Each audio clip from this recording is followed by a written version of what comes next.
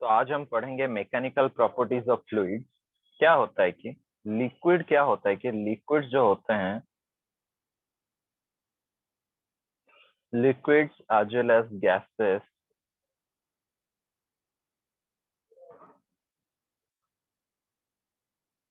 Gases can flow.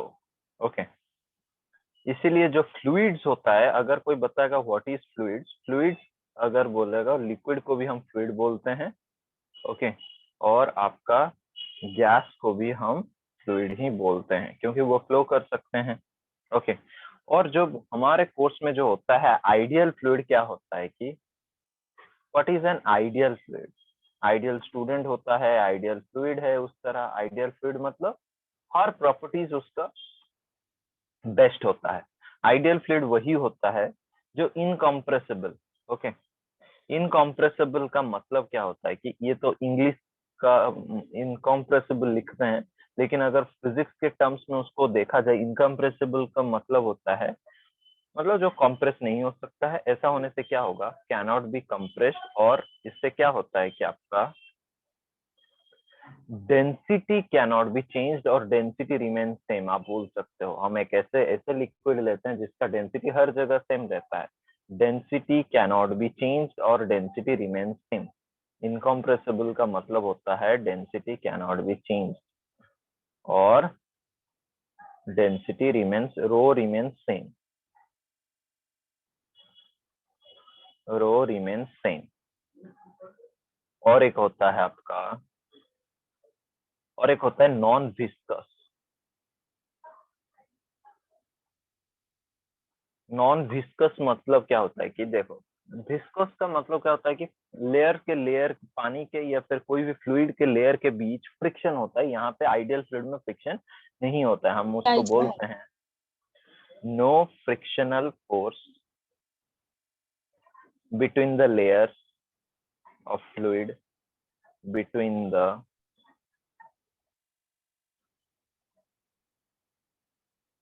Layers of fluid. Okay, और क्या होता है कि टेंजेंशियल फोर्स नहीं हो सकता है, बोल सकते हो no tangential force also. Okay, no tangential force also, tangential force नहीं एक्ट करता है। और एक होता है आपका, और एक पॉइंट हो जाता है आपका इरोटेशनल, मतलब नो एंगुलर वेलोसिटी। रोटेशन मतलब क्या होता है कि जो पानी में भौरा होता है वो लिक्विड में नहीं होता है, आइडियल फ्लूइड में हम मानते हैं। इरोटेशनल, नो एंगुलर वेलोसिटी, इसका मतलब है no angular velocity.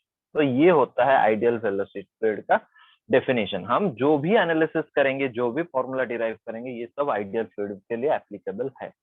Okay, clear हुआ यहाँ तक? Yes sir. ओके, अब क्या होता है कि हम प्रेशर को पहले से डिफाइन कर चुके हैं। प्रेशर क्या होता है, मैंने आपको ऑलरेडी कहा था थ्रस्ट के बारे में। प्रेशर क्या होता है, basically thrust by area. Pressure is equal to thrust. Thrust क्या होता है, perpendicular outside force. Thrust by area that is perpendicular force by area. मतलब क्या होता है कि एक एरिया है आपके सामने।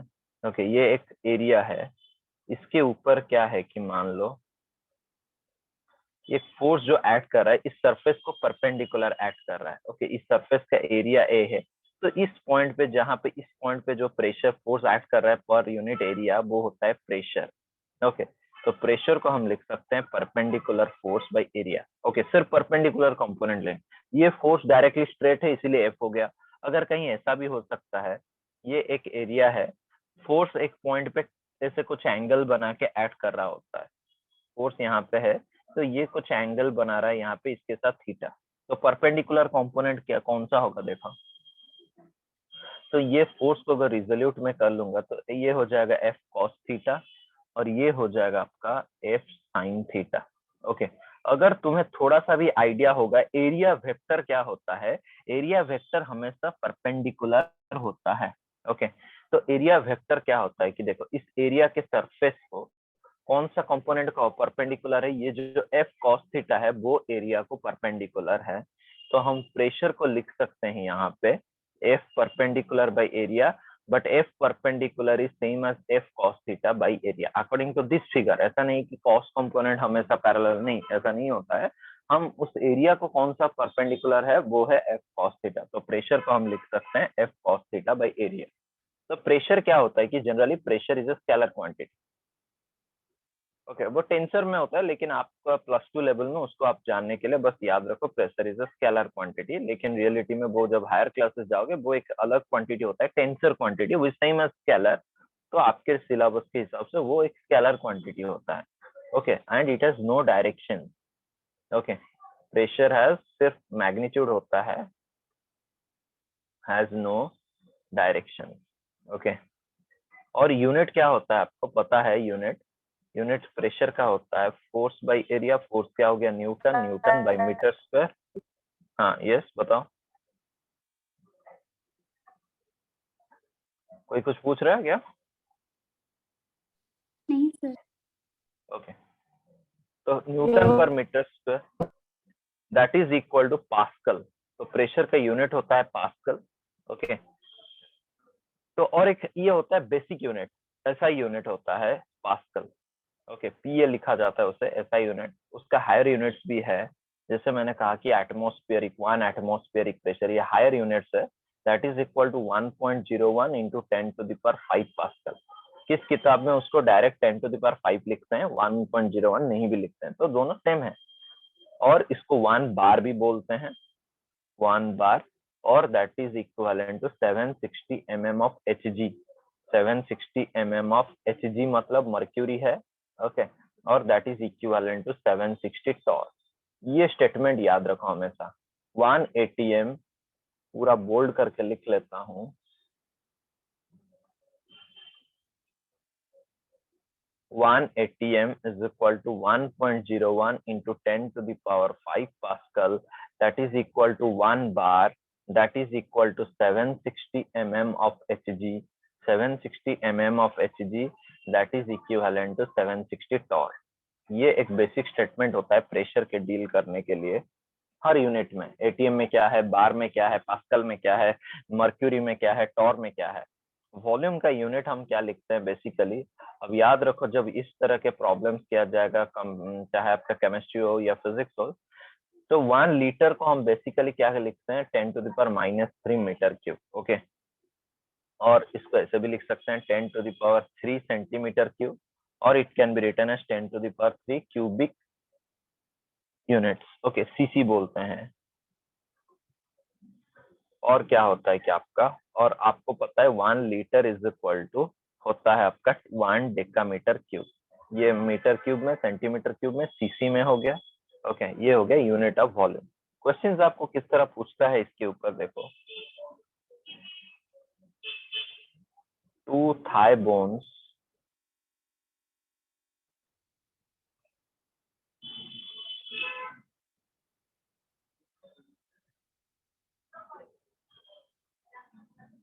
each of cross sectional area 15 centimeter square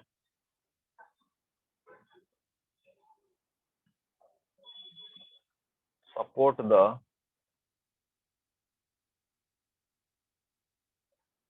upper part of a person of mass 70 kg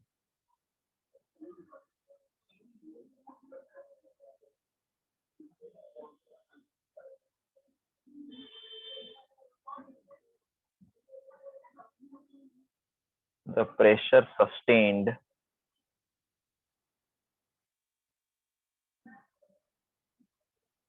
by these thigh bones is dash। देखो यहाँ पे ऑप्शन कैसे दिया है आपका, 2.5 इंटू 10⁵ न्यूटन पर metre square,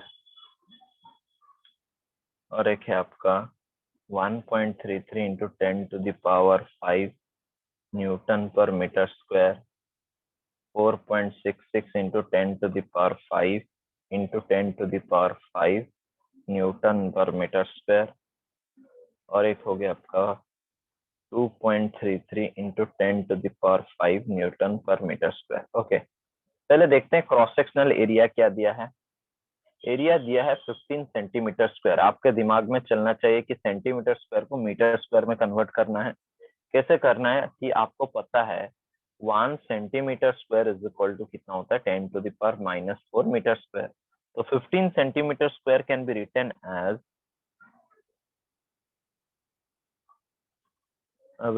can be written as 15 into 10⁻⁻⁴। Okay, यहाँ पे क्या देख कि 2 थाई बोन है, ये 2 थाई बोन्स। थाई बोन्स का मतलब क्या होता है, देखो आपका जो ह्यूमन लेग होता है, एक लेग यहाँ पे होता है। ओके, तो ये दोनों थाई बोन का एक इफेक्टिव क्या होगा कि वेट नीचे की तरफ लगता है, मान लो mg। तो अब जब एरिया तुम लोगे, ये एरिया की जगह 2a ले लेना, क्योंकि एक का एरिया है 15 सेंटीमीटर स्क्वायर, क्योंकि 2 थाई बोन्स है। तो प्रेशर जब तुम निकालते हो, प्रेशर का फॉर्मूला क्या होता है, परपेंडिकुलर फोर्स बाय एरिया। लेकिन इस केस में फोर्स का वैल्यू mg और एरिया की जगह 2a लिखोगे। मास ऑलरेडी गिवन है 70 kg, 70 kg into 10/15, 2 into 15 into 10⁻⁻⁴। Okay, तो ये हो जाएगा आपका,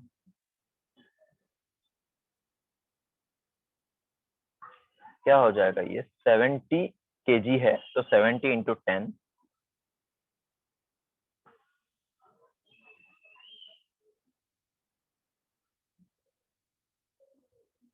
by 2 into 2 into 15 into 10⁻⁻⁴। Okay, तो ये क्या होगा कि देखो, ये 70 इंटू 30, ये जब ऊपर जाएगा 10 टू द पावर प्लस हो जाएगा 1 + 4, that become 7/3 into 10 to the power 5।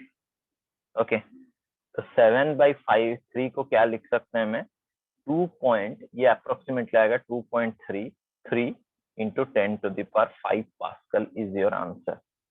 Clear? Yes sir. Okay, अब देखते हैं प्रेशर फ्लूइड में कैसे एक्ट करता है। Pressure in fluids,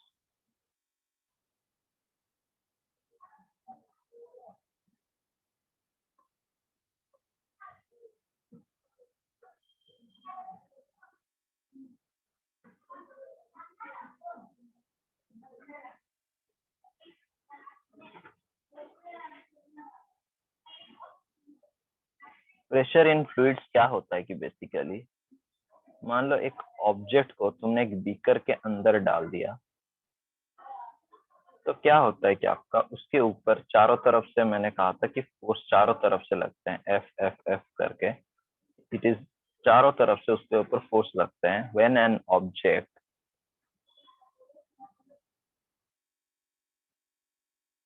is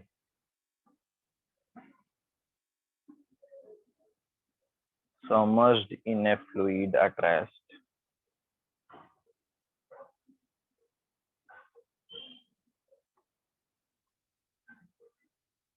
the fluid exerts a force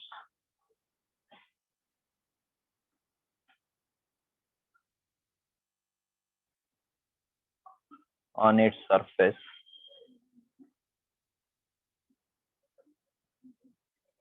this force is always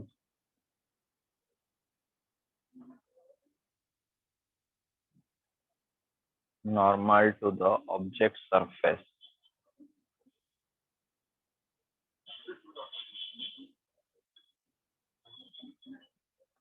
is always normal to the object surface। तो क्या होता है कि देखो, when an object is submerged in a fluid at rest, the fluid exerts a force on its surface। जब भी एक body पानी के अंदर जाता है, एक फोर्स एक्सर्ट होता है उसके सरफेस के ऊपर, और ये जो फोर्स होता है हमेशा उसको सरफेस को नॉर्मल रहता है, इसीलिए हम उसको प्रेशर को लिखते हैं perpendicular force by area. Okay, फिर क्या होता है कि डेंसिटी ऑफ फ्लूइड्स क्या होता है कि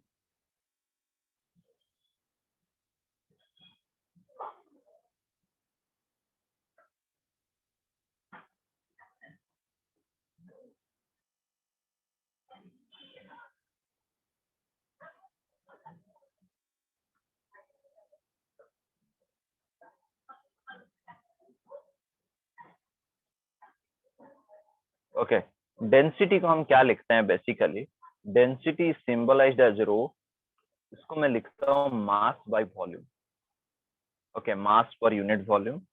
हम एक बेसिक क्वांटिटीज का याद रखना चाहिए। रो ऑफ वाटर जो होता है वो होता है 10⁻³ kg पर मीटर क्यूब, और that is same as 1 gram पर centimetre cube. Okay, similarly rho of mercury क्या होता है, मर्क्यूरी होता है 13.6 इंटू 10⁻³ kg पर मीटर क्यूब, और that is equal to 13.6 gram पर सेंटीमीटर क्यूब। ओके, और एक होता है रो ऑफ अल्कोहल, वो होता है 800 kg पर मीटर क्यूब, और it can be written as 0.8 gram पर सेंटीमीटर क्यूब। ओके, और एक एयर का डेंसिटी याद रखो, वो होता है 1.29 kg पर मीटर क्यूब। ये बेसिकली बहुत सारे जगह पे क्या होता है कि ये चार काम आते हैं, बहुत सारे न्यूमेरिकल्स आते हैं इनसे, और कभी कभी ये वैल्यू नहीं देता। इससे अच्छा है कि ये वैल्यूज आप याद ही रख लो, वाटर का डेंसिटी, मर्क्यूरी का डेंसिटी, अल्कोहल का डेंसिटी और एयर का। ओके, ये हो गया डेंसिटी। अब कभी कभी क्वेश्चन में क्या पूछता है कि रिलेटिव डेंसिटी क्या होता है। तुम याद रखो, रिलेटिव या फिर स्पेसिफिक, ऐसा कहीं टर्म्स आपके सामने आए तो आपके दिमाग में चलना चाहिए ये एक रेशियो की बात होता है। रिलेटिव या स्पेसिफिक बेसिकली क्या होता है,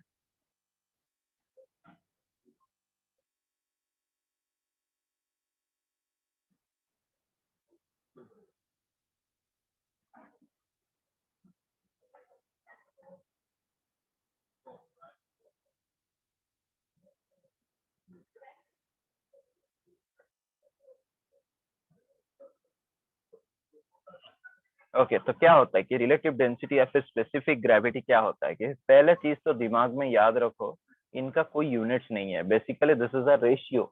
तो क्या होता है कि the relative density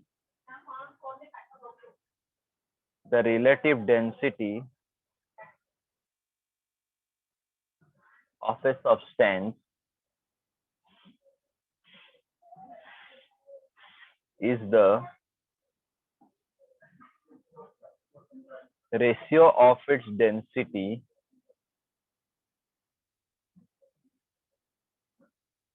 to the density of water at 4 degrees Celsius. The relative density of a substance is the ratio of its density to the density of water at 4 degrees Celsius.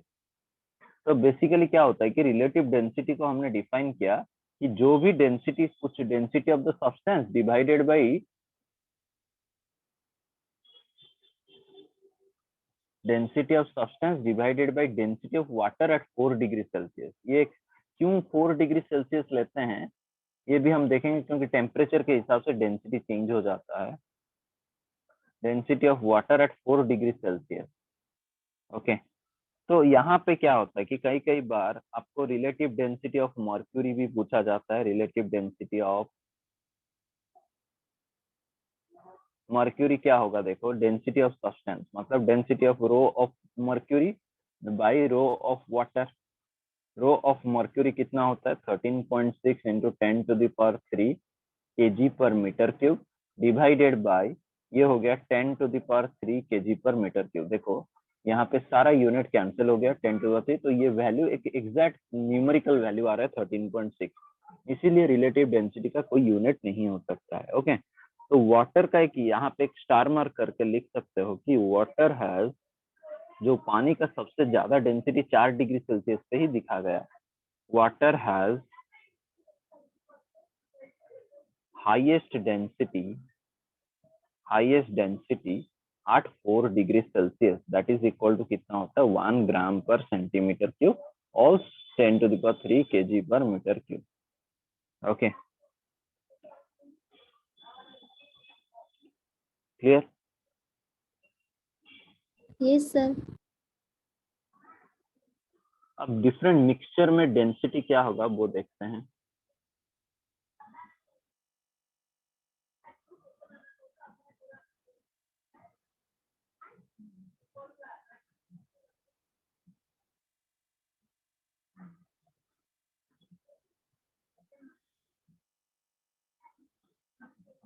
Density of a mixture of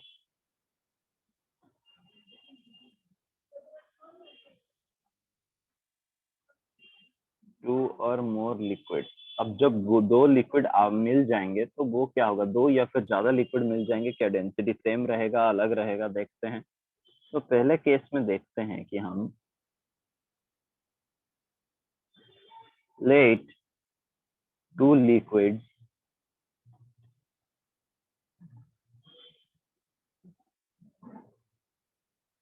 of densities rho1 and rho2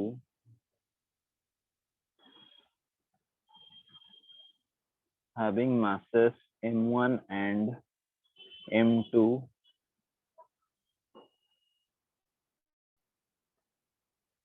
are mixed together,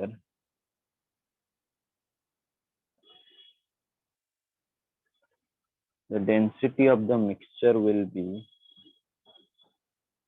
देखो क्या क्या मैंने आपके सामने दो liquids लिया, दो अलग अलग लिक्विड है, दो अलग अलग मासेस है। एक लिक्विड है मान लो मास m1 है, उसका डेंसिटी ρ1 है। एक मास है m2, दूसरा डेंसिटी ρ2 है। बेसिकली क्या होता है कि यहाँ पे वॉल्यूम, एक इंडिविजुअल वॉल्यूम क्या होगा यहाँ पे, मास बाय रो, क्योंकि density is defined as mass by volume, तो volume can be defined as mass by density. तो m1 बाय ρ1 हो गया, यहाँ पे v2 हो गया m2 बाय ρ2।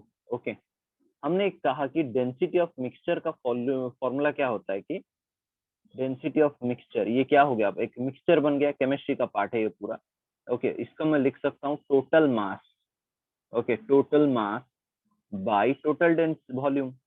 डेंसिटी बेसिकली क्या होता है, मास by volume, but mixture case में क्या होगा, total mass by total volume. Total मास कितना हो जाएगा, m1 plus m2 by total volume कितना है, v1 प्लस v2। अब v1 की जगह क्या लिखेंगे, m1 बाई रो1 m2 बाई रो2। तो m1 plus m2 divided by, तो rho of mix can be defined as m1 plus m2 by m1 by rho one plus m2 by rho two. Okay, ये पहले case में हो कि जब आपका मासेस दिया होता है और डेंसिटी दिया होता है, तो रो मिक्सचर आप इस तरह इस फॉर्मूले से निकाल सकते हैं। क्लियर हुआ? Yes sir. अब सेकेंड केस में देखते हैं।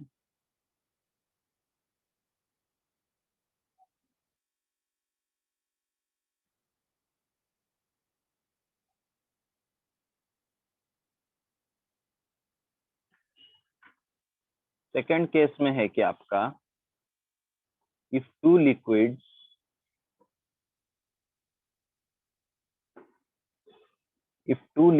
of densities ρ1 and ρ2 having volumes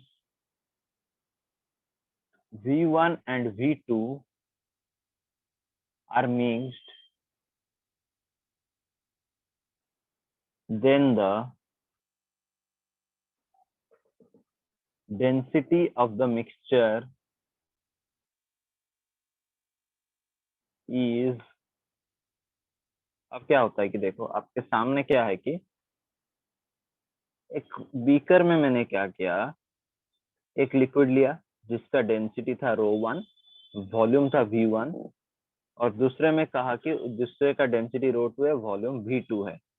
अब आपको क्या करना है, टोटल रो ऑफ मिक्सचर निकालना है। रो ऑफ मिक्सचर क्या होता है, it is total mass by total volume. Okay, अब टोटल मास तो नहीं दिया है, कैसे निकालेंगे फिर। तो अगर आपका पता है मास का फॉर्मूला, अगर डेंसिटी होता है मास बाय वॉल्यूम, तो मास को मैं लिख सकता हूँ रो इंटू वॉल्यूम। तो यहाँ पे m1 का वैल्यू हो जाएगा रो इंटू v1, m1 का वैल्यू है रो इंटू v1, m2 का वैल्यू है रो इंटू रो1 v1, यहाँ पे रो2 v2। तो टोटल मास क्या हो जाएगा यहाँ पे m1 plus m2 by v1 plus v2। Okay, तो m1 का वैल्यू होता है rho one v1 plus rho two v2 divided by v1 plus v2। दो अलग अलग केस, कहीं पे मास दिया होता है, कहीं पे डेंसिटी दिया होता है, तो फॉर्मूला हमेशा याद रखो total mass by total volume. Clear? Yes sir. Okay, question पे चलते हैं इसके ऊपर।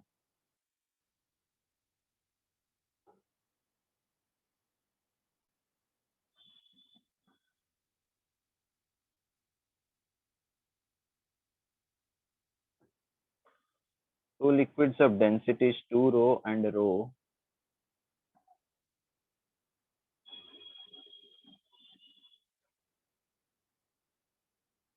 having their volumes in the ratio 3:2 are mixed together.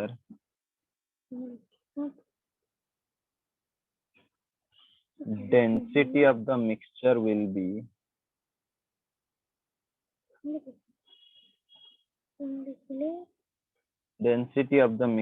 be dash. Options are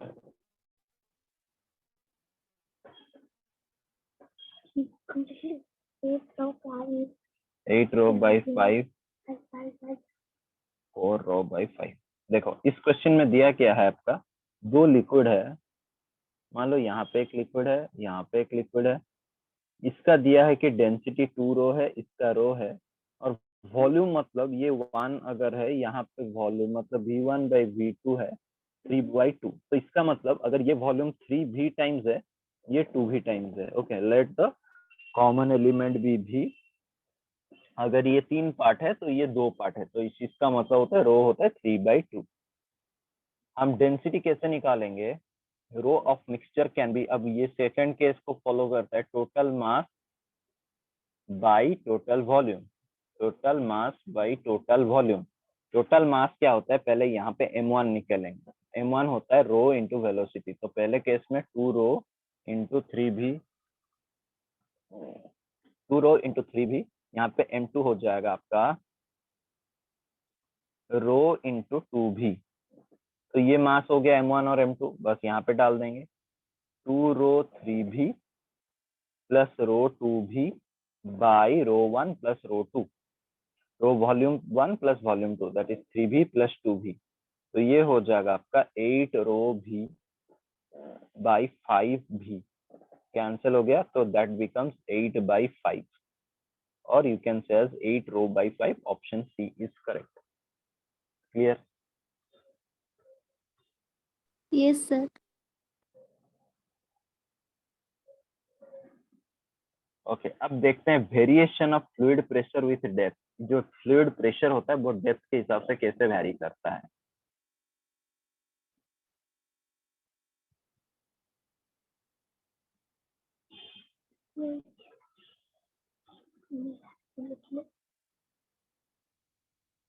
variation of fluid pressure with depth क्या होता है कि बेसिकली देखो, कंटेनर है यहाँ पे,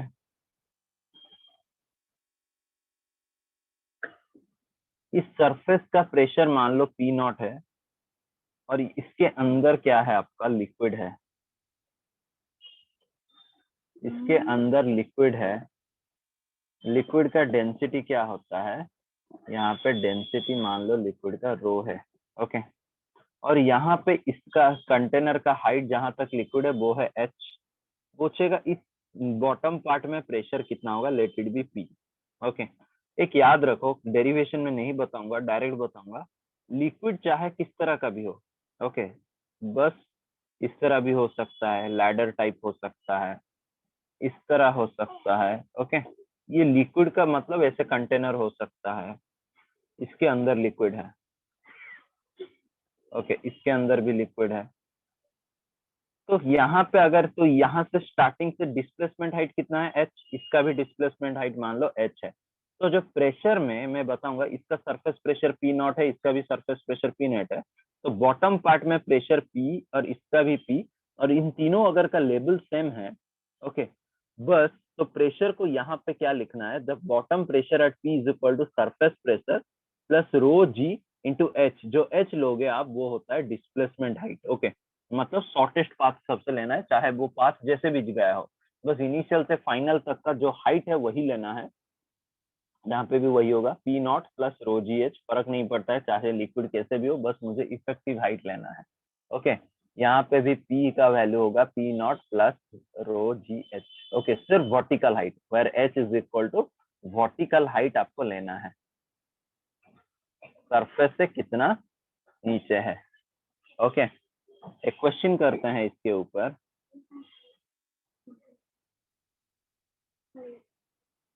क्वेश्चन है यहाँ पे,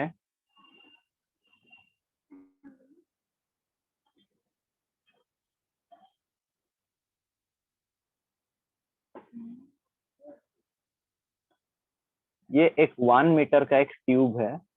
ओके, यहाँ पे इसका डेंसिटी था रो, इस सरफेस में प्रेशर था पी नॉट, तो यहाँ पे पी क्या होगा, ये 30 डिग्री पे ऐसे यहाँ पे था। ओके, तो क्वेश्चन पूछा था what is the value of P. तो प्रेशर यहाँ पे जो होता था, पहले मैंने कहा था जब लिक्विड जैसा भी हो, बस आपको बस वर्टिकल हाइट देखना है, तो ये हो जाएगा मेरा एच। प्रेशर का फॉर्मूला क्या होता है, P naught plus rho ji H, but H क्या है, वर्टिकल हाइट। एच जो होता है मेरा वर्टिकल हाइट। तो वर्टिकल हाइट यहाँ पे कैसे निकालोगे, ये 1 मीटर है, ये 30 डिग्री है, तो थोड़ा सा दिमाग लगाओगे तो साइन 30 यहाँ से क्या निकलेगा तुम्हारा, साइन 30 का वैल्यू होता है perpendicular h by hypotenuse. Hypotenuse 1 metre है, तो एच का वैल्यू है 1 into sine 30, that can be written as 1/2 metre. तो यहाँ पे क्या हो जाएगा, P is equal to P naught plus rho into g का वैल्यू, जी का वैल्यू हो जाएगा इंटू एच हो जाएगा 1/2। ओके, तो वो हो जाएगा P naught plus rho G by two. This is called pressure at P point. वो पी पॉइंट पे प्रेशर क्या होगा, P naught plus rho G by two. This is the answer. Clear, किस तरह वो वर्टिकल हाइट के ऊपर depend करता है। क्लियर हुआ। Yes sir. ओके, अब देखते हैं graph between pressure and height H.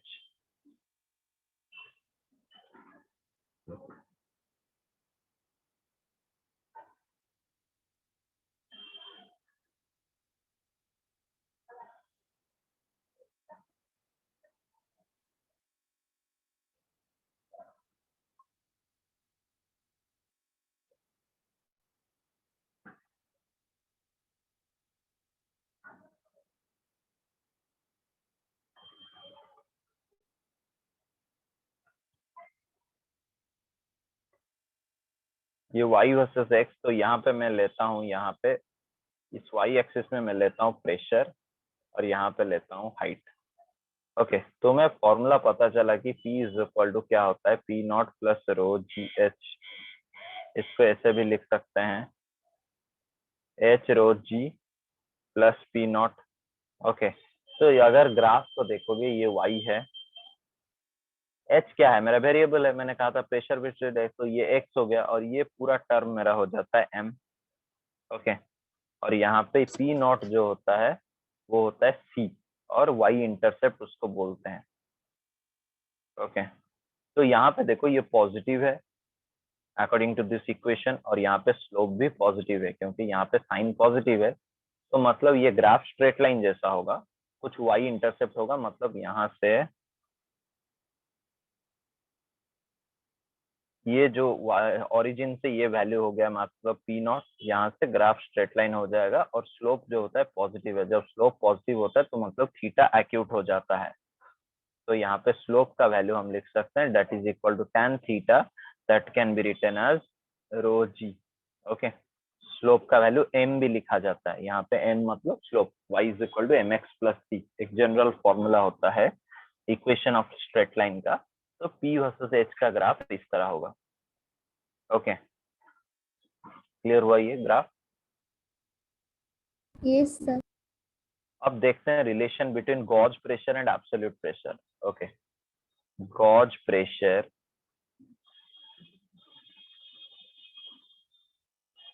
And absolute pressure.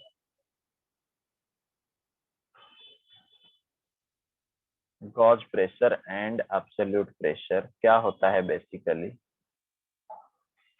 देखो, एक कंटेनर है मान लो, तो बेसिकली हम क्या बोलेंगे, ये पी नॉट है, यहाँ पे डेंसिटी था मेरा रो, ये एच हाइट के नीचे, प्रेशर को पी बोलता हूं मैं, और आपको पता चला कि प्रेशर होता है पी नॉट प्लस रो जी एच।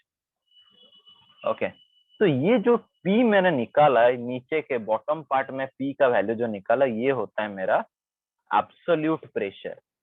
ये क्या होता है मेरा एब्सोल्यूट प्रेशर। ये जो पी नॉट कहीं पे दिखाई देता है, ये हो जाता है एटमॉस्फेरिक प्रेशर, क्योंकि ये ओपन टू एयर था। एयर में कौन सा प्रेशर होता है, एटमॉस्फेरिक प्रेशर। तो ये हो जाता है तुम्हारा एटमॉस्फेरिक प्रेशर।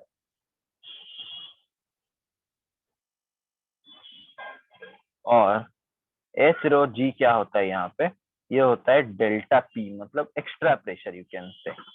ओके, क्योंकि प्रेशर का इक्वेशन में रो जी एच है, मतलब rho into g into h करोगे तो फाइनल आपका यूनिट न्यूटन पर मीटर स्क्वायर ही आएगा। That is the also a pressure. तो rho ji h is also a pressure. You can see that this is the extra pressure, you can से extra. और उसी एक्स्ट्रा को हम बोलते हैं गॉज।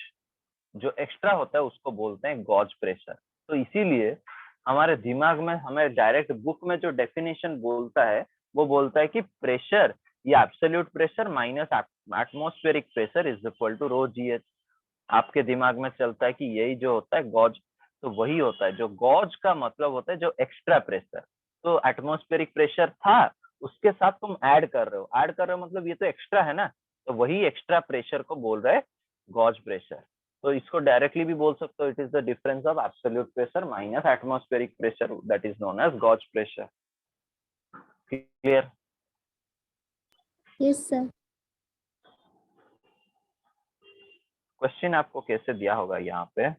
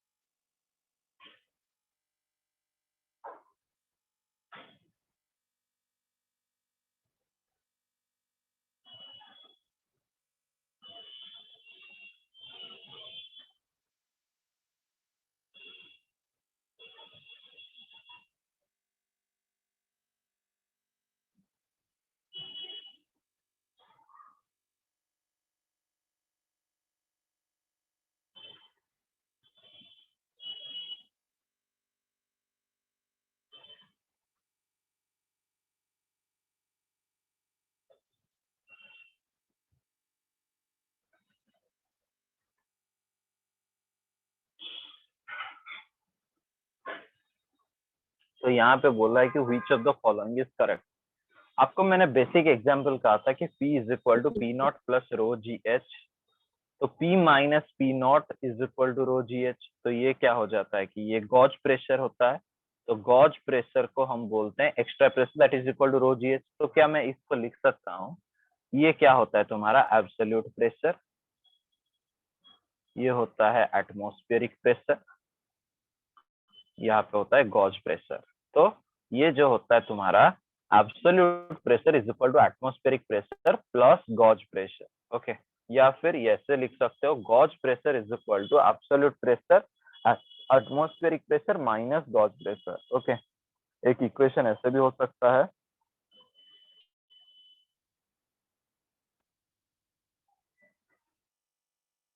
यहाँ पे गॉज प्रेशर को क्या लिख सकते हो, gauge pressure is nothing but absolute pressure minus atmospheric pressure. Okay, तो कौन सा ऑप्शन करेक्ट है? Option C is correct. Clear? Yes sir.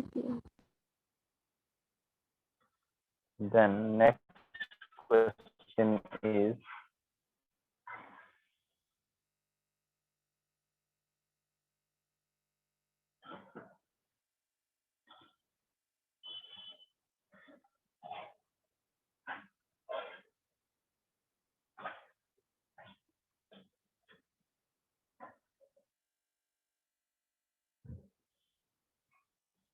at a depth of 500 meter in an ocean,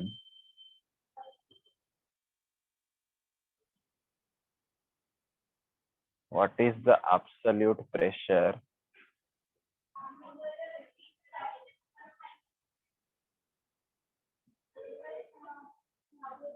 given that the density of seawater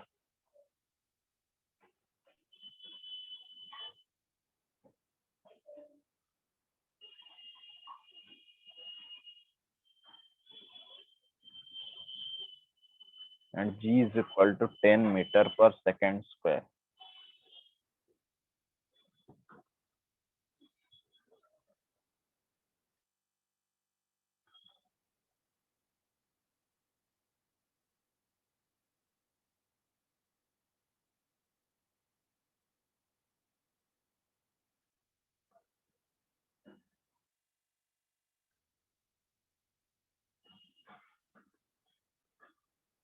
तो क्या होता है कि देखो at a depth of 500 metre in an ocean, तो क्या होता है कि देखो ये एक ओशन है, उससे बोल रहा है कि सरफेस से 500 मीटर नीचे उसका एब्सोल्यूट प्रेशर कितना है, यहाँ पे प्रेशर कितना है।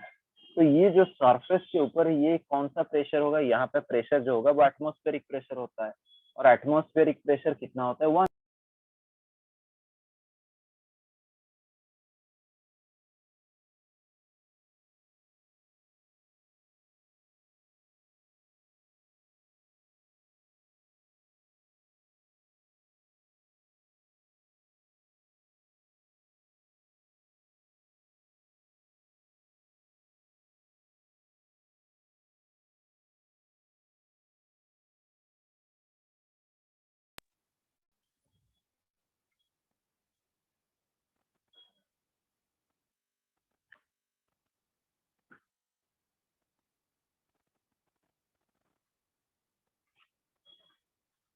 तो उस 500 मीटर नीचे में प्रेशर का वैल्यू क्या होगा?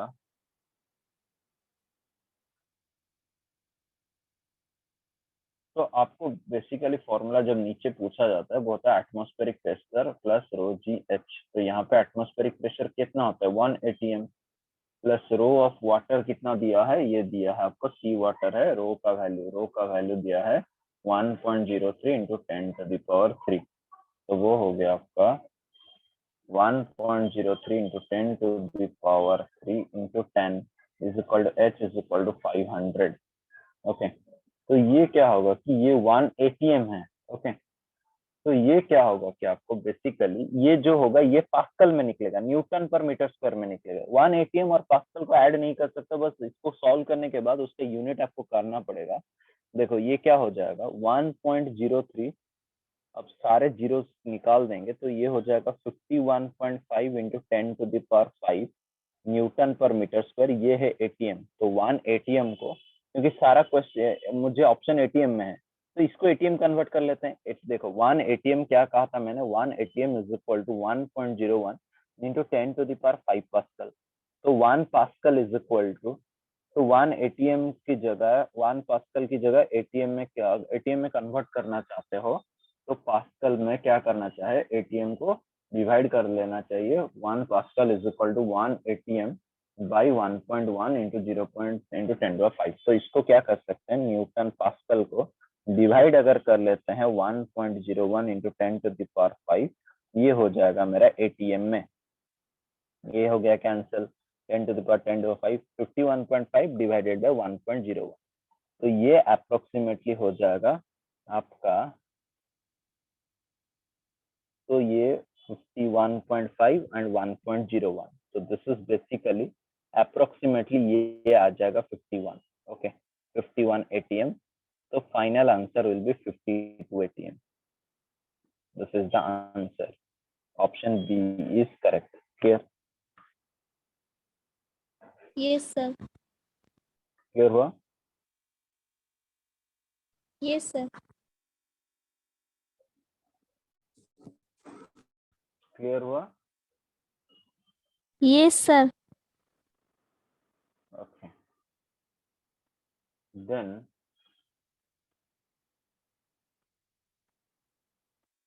next question is,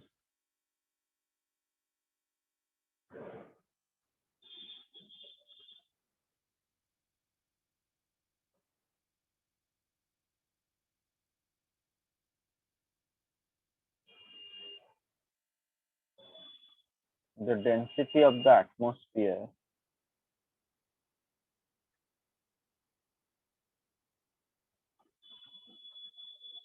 at sea level is 1.29 kg per meter cube. Assume that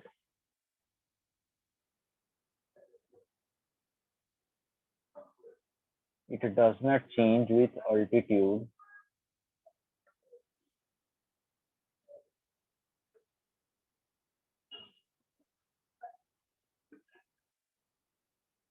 How high would the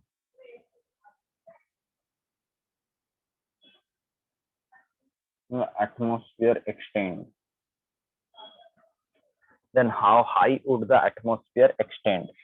क्या होता है कि बेसिकली यहाँ पे ऑप्शन है 5 किलोमीटर, 8 किलोमीटर, 11 किलोमीटर, 13 किलोमीटर। देखो पहले क्वेश्चन को समझते हैं क्या दिया है। आपको दिया है कि जो density of atmosphere at sea level है, देखो सी कहाँ होता है मेरा, ये होता है सी, ओके, ये हो गया मेरा सी लेवल, ओके। सी लेवल में क्या होता है कि फिर यहाँ पे प्रेशर एट सी लेवल जो होता है, प्रेशर एट सी लेवल वो ओपन टू एटमॉस्फेयर होता है, 1 ATM होता है, ओके। फिर क्या होता है कि यहाँ पे ऊपर में क्या होता है कि वो जब प्रेशर जहाँ पे क्या होता है कि यहाँ पे क्या होता है कि ऊपर पूरा ऊपर वैक्यूम होता है, उससे नीचे एटमॉस्फेयर स्टार्ट होता है, पूरा सी के स्टार्टिंग से लेके यहाँ तक पूरा एटमॉस्फेयर ऐसे एक्सटेंड हुआ है। यहाँ पे क्या होता है कि जहाँ से वैक्यूम और शुरू होता है वहीं पे एटमॉस्फेयर एंड हो जाता है, ओके। यहाँ पे एयर होता है पूरा, यहाँ पे इस जगह पे एयर होता है, वो क्या है basically air is a fluid, okay. यहाँ पे मान लो एटमॉस्फेयर का जो एक्सटेंशन है वो h हाइट तक है, ओके।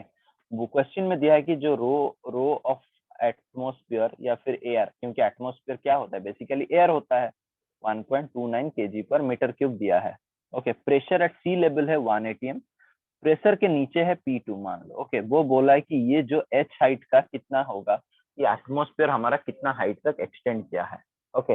अगर तुम देखोगे तो ये P2 अगर मैं लिखूंगा, इस सरफेस से नीचे P2 निकालूंगा तो P2 का फॉर्मूला क्या होता है, मान लो सरफेस का प्रेशर है P1, तो P2 is equal to P1 plus rho ji H, ये होता है क्योंकि डेप्थ में जब जाते हो सरफेस का प्रेशर के साथ रो जी एच ऐड करते हो। तो यहाँ पे प्रेशर एट सी लेवल क्या होगा कि देखो प्रेशर एट सी लेवल मतलब इसी लेवल पे अगर अपर सरफेस में निकालूंगा तो ये क्या होगा कि P at sea level is equal to क्या होगा, यहाँ से अगर कैलकुलेट करूंगा, यहाँ पे क्या है पी एट वैक्यूम, मतलब इस सरफेस से कितना हाइट वो नीचे है सी लेवल, तो pressure at vacuum plus rho ji H मैं यहाँ से कैलकुलेट करूंगा, क्योंकि मुझे इस सरफेस में चाहिए वो कितना वैल्यू पहले पता कर लो। मान लो कि मेरे पास ये वैल्यू 1 ATM नहीं है, मान लो कैसे आया मैं दिखाता हूँ, ओके। सी लेवल नहीं है तो प्रेशर एट वैक्यूम क्या होता है, वैक्यूम में कुछ है नहीं, मान लो pressure at sea level 1 atm ही होता है, दिया है पहले से। ओके, तो 1 atm इज इक्वल टू ये क्या हो गया 0 प्लस रो का वैल्यू दिया है 1.29 इंटू एच का एच का वैल्यू निकालना है। तो एच का वैल्यू क्या हो जाएगा, इसको 1 atm को कन्वर्ट कर लो 1.01 into 10⁵ that is equal to h into 1.29 into 10, that can be written as 1.29 को अप्रोक्सीमेटली राउंड कर लो 1.3 इंटू एच कैलकुलेशन के लिए इंटू 10। ओके, तो एच का वैल्यू हो जाएगा यहाँ पे 1.01 into 10⁵ divided by 1.3 into 10। Okay, that is equal to 7.6 होगा, 7.6 into 10⁵ metre, that is equal to 7.6 kilometre हो जाएगा एच का वैल्यू। ओके, तो 7.6 किलोमीटर तो ऑप्शन में नहीं है, तो राउंड करके क्या लिखना पड़ेगा, 8 kilometre will be your answer. 8 kilometre will be your answer. Clear? Yes sir. Okay, और एक क्वेश्चन पूछता है बहुत ही फेमस,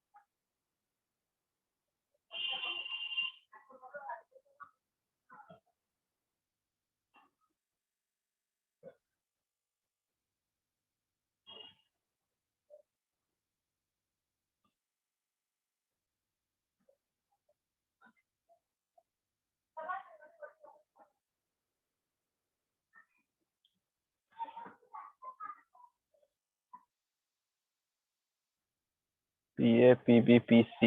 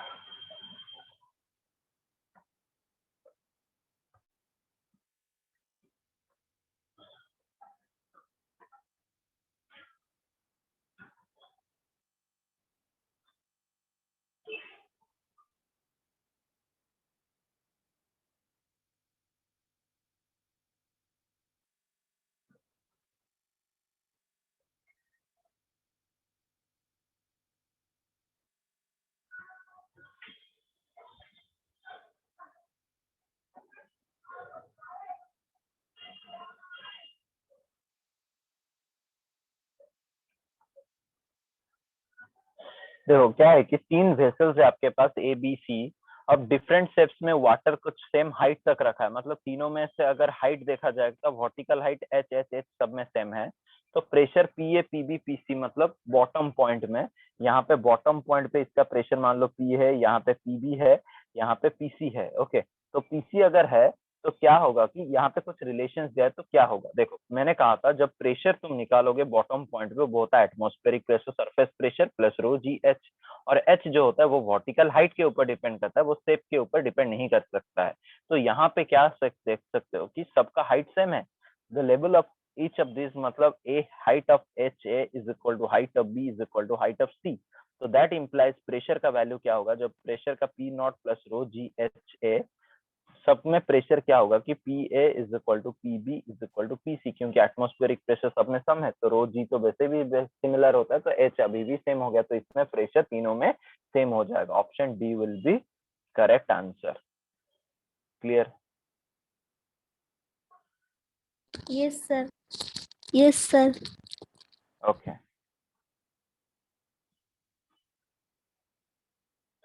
अब उसी टाइप का और एक क्वेश्चन है।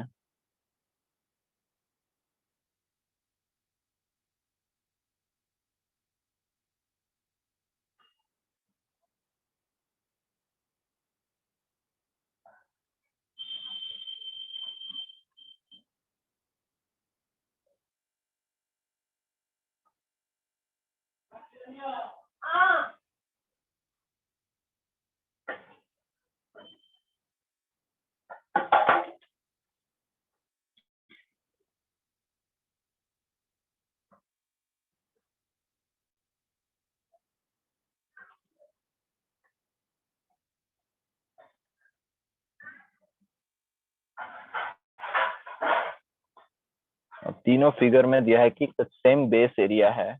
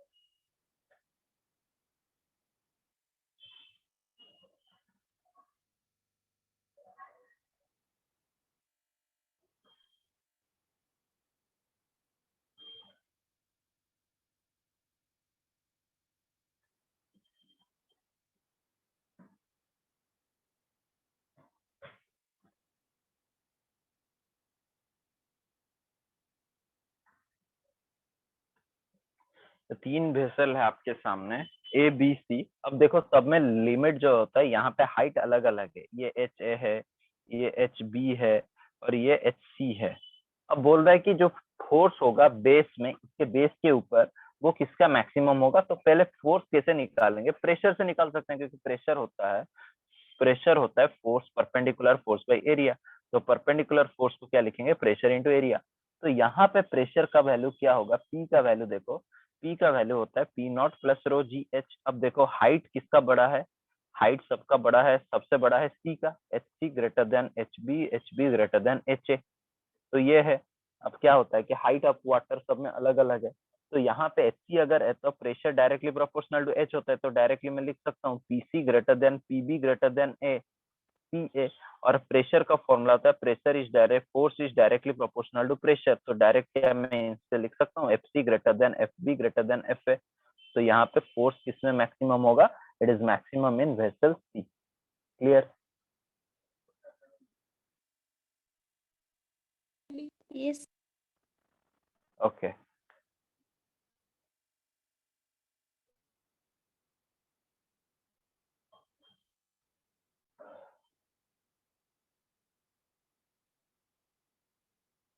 और एक है,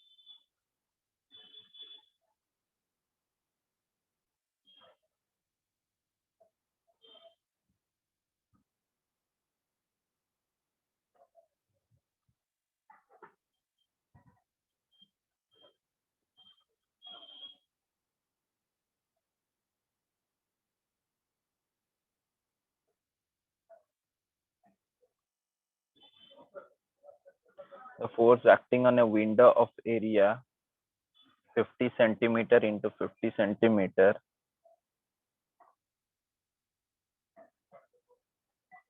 of a submarine,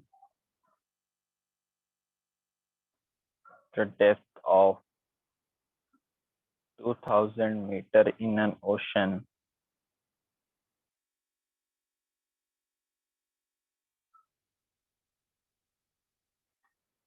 the interior of which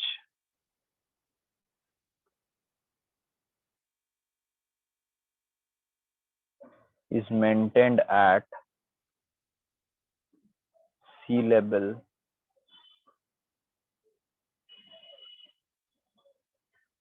atmospheric pressure is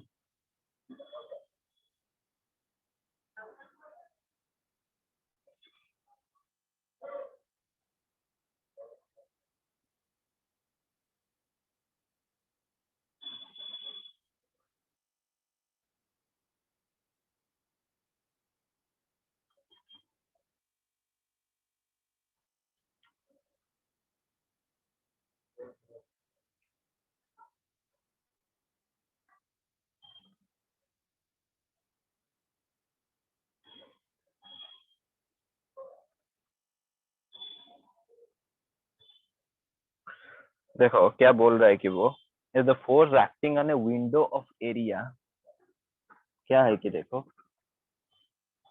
एक विंडो है जिसका एरिया दिया है कितना 50 सेंटीमीटर, लेंथ भी 50 सेंटीमीटर, ब्रेड भी 50 सेंटीमीटर। ये सबमराइन एट ए डेप्थ, कितना डेप्थ में है सबमराइन? ये जो सबमराइन है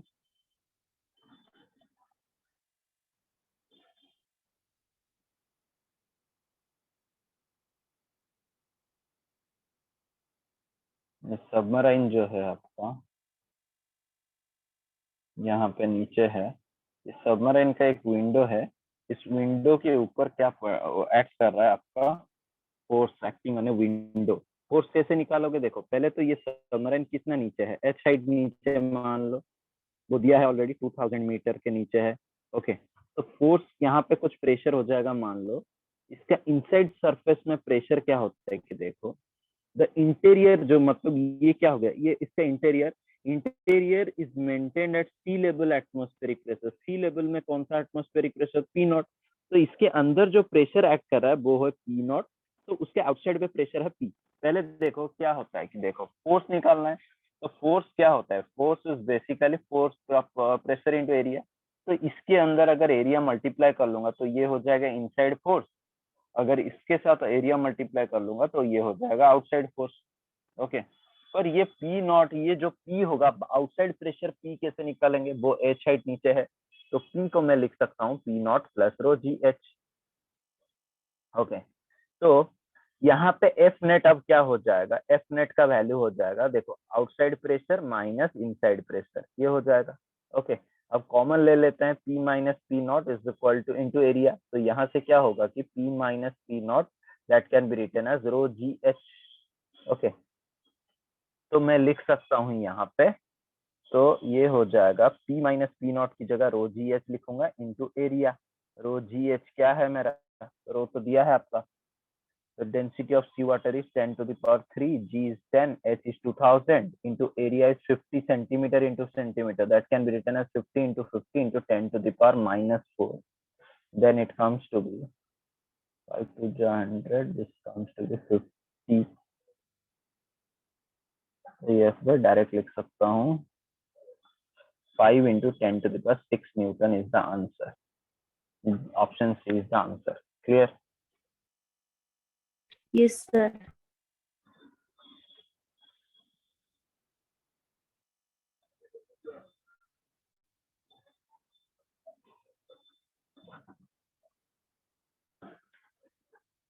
अब क्या होता है कि variation of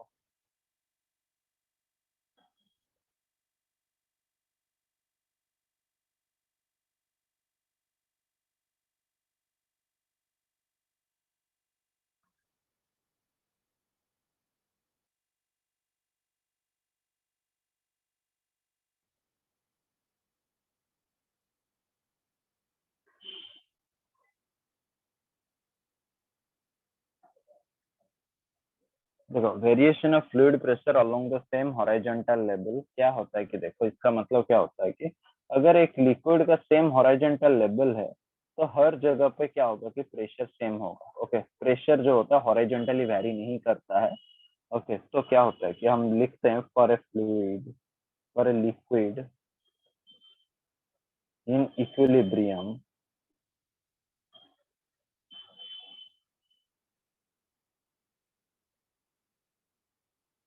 the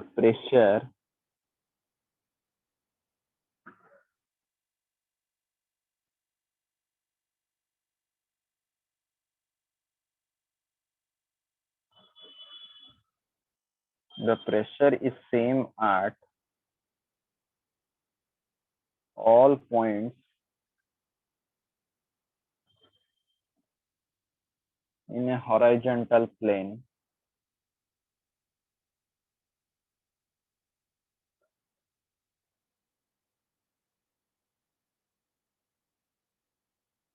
suppose the pressure are not equal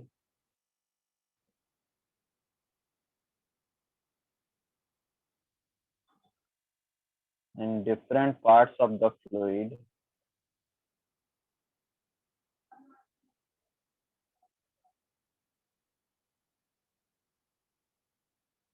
there would be a flow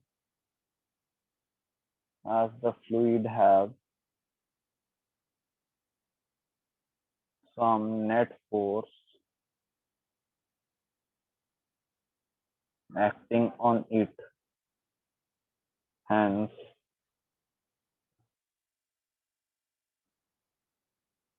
in the absence of flow, the pressure in the fluid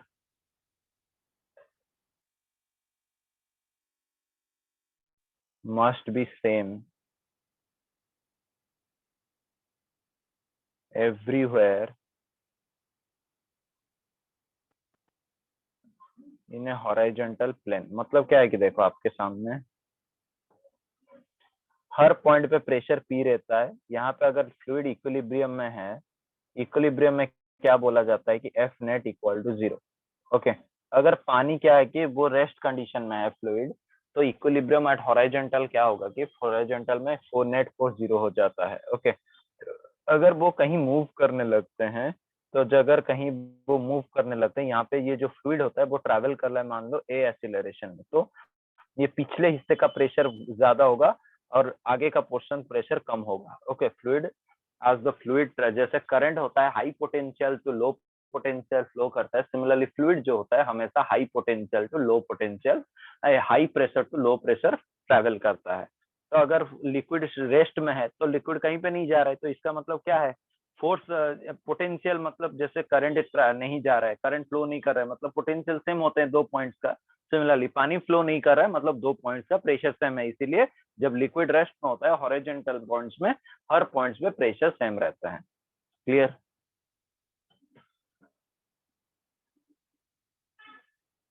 clear हुआ? आज्ञा सर। ओके, अब क्या होता है कि देखो एक क्वेश्चन है आपके सामने,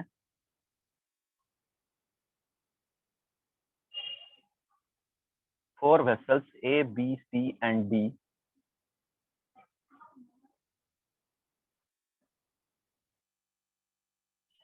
have different shapes and hold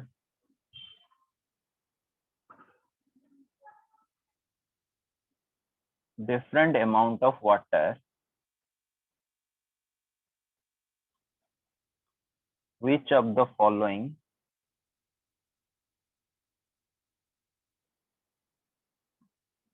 is correct?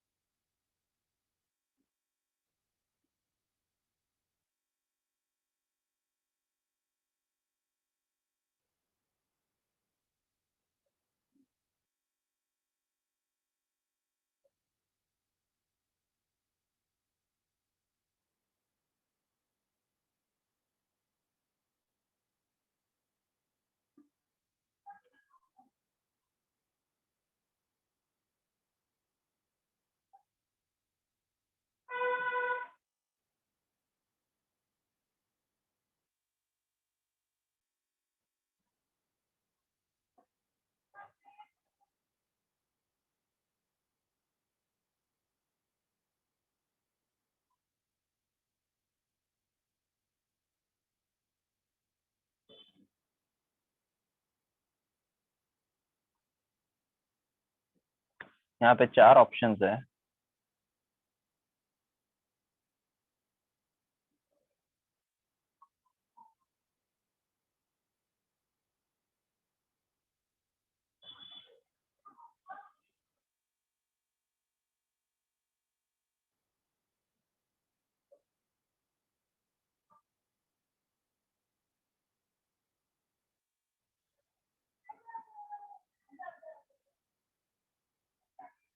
देखो मैंने कहा कि हॉरिजॉन्टल लेवल पे अगर लिक्विड रेस्ट होता है तो हर पॉइंट का प्रेशर सेम होता है। यहाँ पे देखो ई पॉइंट, एफ पॉइंट, जी पॉइंट क्या एक ही पॉइंट पे आते हैं, सब एक ही लाइन पे आता है। और यहाँ पे लिक्विड क्या है कि वो होल्ड किए हैं, कहीं पे मूव नहीं कर रहे हैं वेसल के अंदर। तो इसका मतलब क्या है कि pressure at E must be equal to pressure at F is equal to pressure at G is equal to pressure at H.